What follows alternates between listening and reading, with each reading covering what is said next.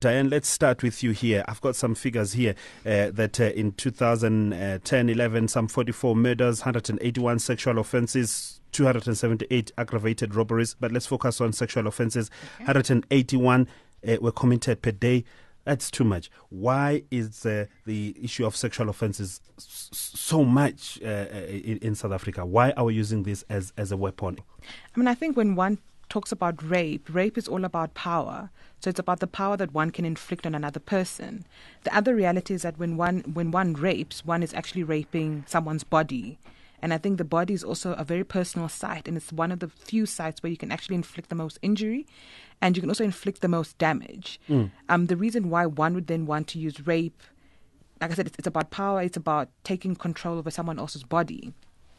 But I think even beyond that, why one would want to use rape as a weapon of choice. I'm like, the first thing that comes to mind is, in war-torn situations where, rape is actually used, as a weapon against people. The reason why one wants to do that, power. But I think above and beyond that, why it's so rampant is the fact that I think a lot of rapists know they can actually get away with it. I think just to point out, we do have we've got great legislation, we've got the Sexual Offences Act, but people know, the fact that it's not being implemented properly. People know the fact that, a lot of times DNA is not collected properly. The police are not investigating properly. That even when women do report, and I'm saying women because predominantly it is women who are raped. It's not to say that that men don't get raped, but men also do get raped. But the percentages are skewed in such a way where a majority of survivors are women. People know that, even when one does report, the chances of getting a conviction are quite low. I want to talk about this part. Why would people feel that rape will give them power, or why do they use power to rape? I know there's an issue of money as well. People have money, so they can just go about and doing whatever they want. But I think when you say that there's the issue of money, I think that might create, a notion that only people who've got money rape. I think anybody can rape. Right. I don't think it has to do with economics. Right. But I think it's the whole issue of I can exert the power that I have over you as a person. And that's why, even, we see rape among strangers, we see rapes in marriages. And, when you started your show, you spoke about, the rape of 83-year-old women, of a 1-year-old child, and how we almost becoming desensitized to that because we're just so used to hearing it. But when one looks at, say, the elderly and children, those are the most vulnerable in our society. Those are people who actually, in most cases, are not able to defend themselves. Yet we're seeing, young youth targeting, that age group. Is it easy? How difficult is it to get inside the mind of a rapist and get a sense of what is it that goes through their mind when they do that? I have no idea what goes through the mind of a rapist, and yeah. But for me, I'm not sure whether one can say it gets to a point where someone is so desensitized, dehumanized, to be able to carry out such gruesome acts, like back to what you said at the beginning of the show, where you're raping an 82-year-old woman, and after that you're killing her. Right. That actually that shows once again the whole cycle of violence and the violent nature of this crime. Leanne Stillerman, clinical psychologist. We were talking about power. Do you find that power drives people to rape? I think that it's a very difficult thing to understand, like we're saying, what goes through the mind of the rapist. And one of the most useful ideas is around power. I think people often feel so angry with rapists and angry with the kind of crime that we don't want to understand it or excuse it. But I think one of the common factors is, if you think about a feeling of powerlessness growing up, a feeling of being exposed to tremendous violence that you can't control and that you are witness to, we have what we call an identification with the aggressor, that if you have been exposed to violence and been the victim of violence, there's something that happens that it almost feels better to be the aggressor than to be the victim. And that there's a tremendous rage that builds up from one's childhood, from one's own experience of powerlessness, that would drive a rapist to want to have power over others and subdue others. So although we don't want to sympathize too much because it feels like, such a heinous crime, on the other hand, we do find that there's often profound trauma and often their own experience of powerlessness and rage that would drive them to basically have power over somebody vulnerable, somebody weak, such as the elderly, such as children, such as women, in order to have an experience of power. So we would often find that there is trauma in the history of the rapist, not always, but often, that there is a witness to domestic violence, a witness to things that are quite dehumanizing, being a victim oneself, and that would create a sort of reservoir of rage and powerlessness that could drive somebody. Let's go to Mbuyiselo Botha, Sonke Gender Justice Network. You work with men a great deal, Mbuyiselo. What do you find? Well, our findings are, Bongi, that the issue of entitlement, the issue of impunity, the issue of power, like some colleagues have mentioned. As I speak with you now, we have released Sonke together with Promundo, our partners. We did a survey in Congo. It is shocking, what has been released, Bongi, that, more than 3/3 of men surveyed, they believed that how women dress, is in fact the main reason why, they ask for it.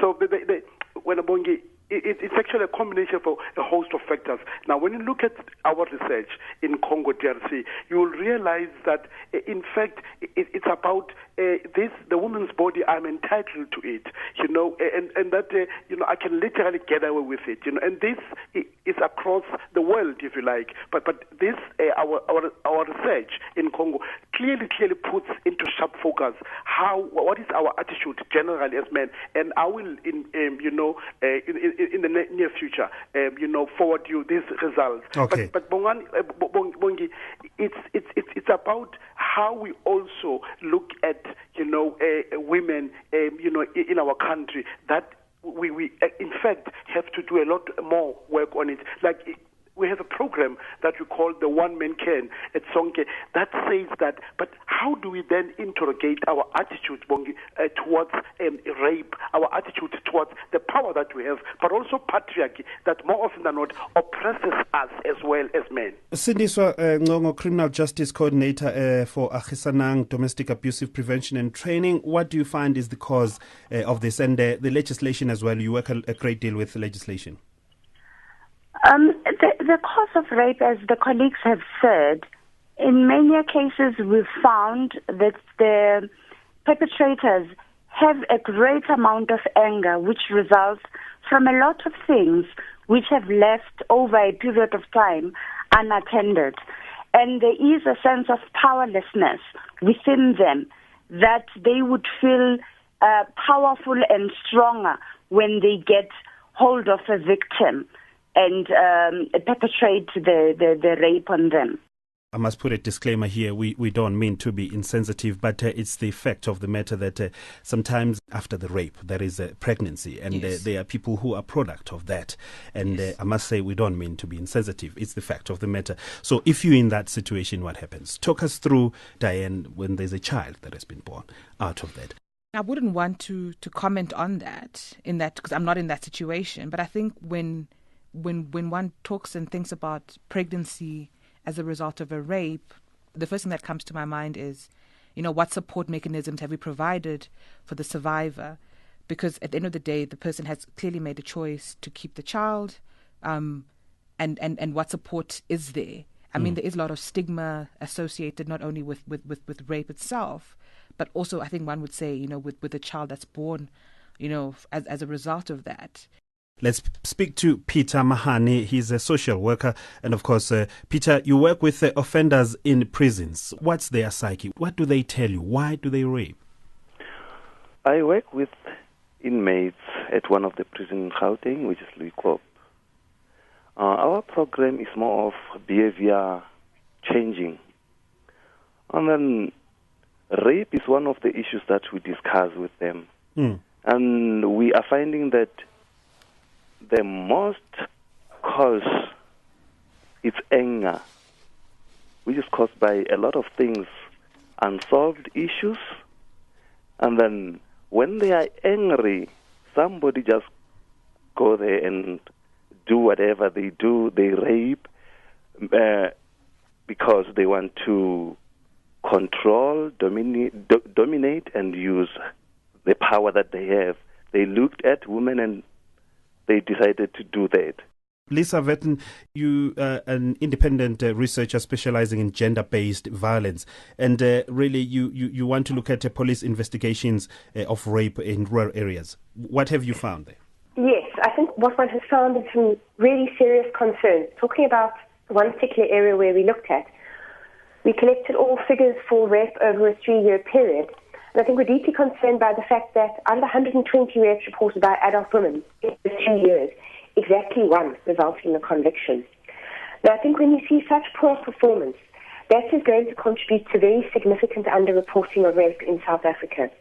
And we have 2 studies, one which suggests that perhaps only 1 in 9 women is reporting being raped, and a more recent study done in Gauteng which suggests that only 1 in 13 women were reporting being raped. Now, obviously, if you have such low underreporting, the vast majority of rapists are never going to be apprehended, and there is a very good chance that a certain portion of them will continue. And this is the second thing we found in our study, that just by looking through the court records and dockets, we noticed that there were 13 men at this one police station in a rural area who probably were responsible for about 37 rapes during that period. Now, what was truly astonishing, which I don't understand, is why the police and the prosecutors didn't question why the same man kept appearing. I mean, there was one man who was arrested on 6 different occasions for 6 different rapes.